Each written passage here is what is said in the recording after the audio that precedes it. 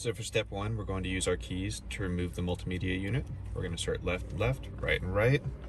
You'll feel them click in. Once they click in, just pull the unit straight out.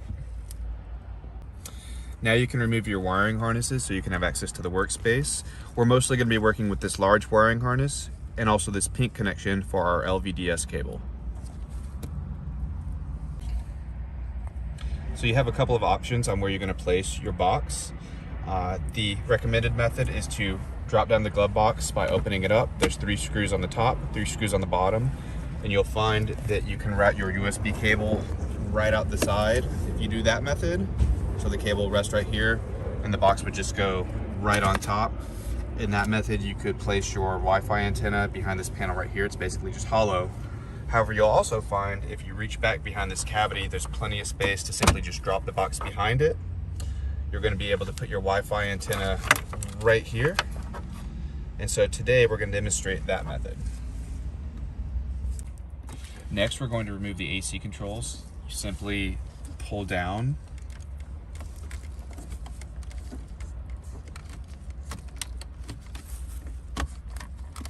and the unit pops right out.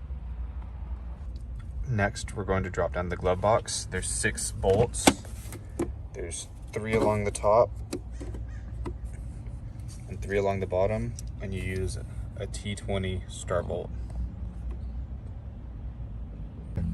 So to remove the glove box, there's 6 bolts, 3 along the top, 3 along the bottom. We've already removed those, and once those are removed, there's also 2 clips holding it up at the top. You just want to use a panel tool to loosen those, and it will drop down. And from there, you'll be able to access this box, which we're going to replace with our cable.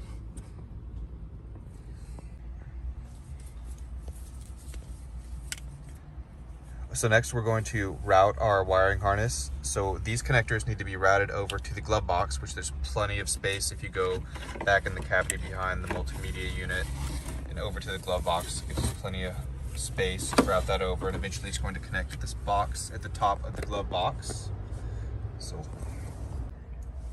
now that we've ran our wire over to the glove box, we're going to attach it into the box above the glove box. We're going to disconnect the factory connection, plug one end into our wiring harness, and then plug the other end of our wiring harness into that black box where we just disconnected.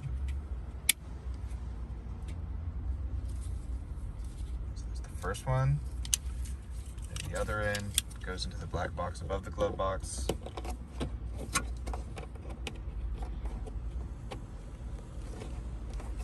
It'll look like this when you're done.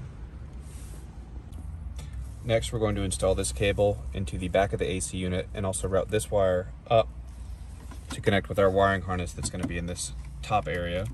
So first, we'll remove this brown connector.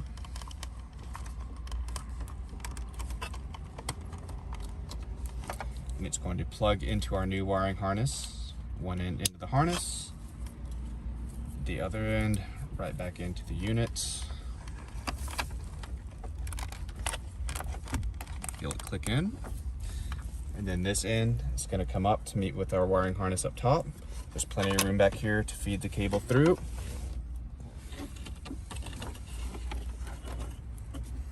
And then with our other end of our wiring harness, it's already waiting up here.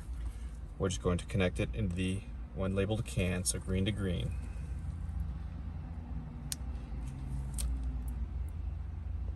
Now we're going to connect our main wiring harness.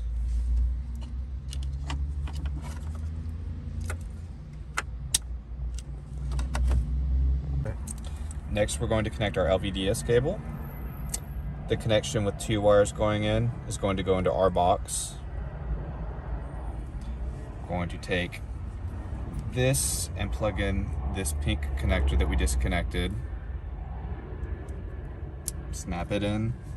Then again, the single end, not the one with 2 cables, but the single end is going to plug into the back of the factory radio.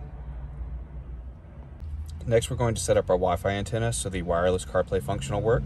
There's plenty of space in this radio cavity right below the radio to stick the antenna.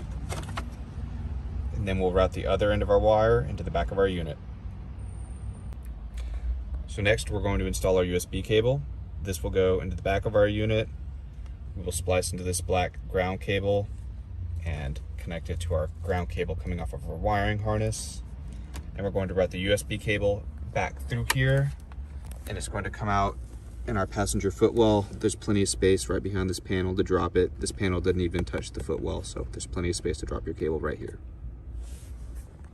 So with the ground wires we have running off of our USB cable and our wiring harness, we went ahead and just connected those two. So now we're ready to install our unit. We're going to apply the correct settings for the toggle switch based on the instruction manual, which for this car, it's going to be 1 and 2 off, 3 and 4 on, and the rest off. So refer to the instruction manual for your specific vehicle.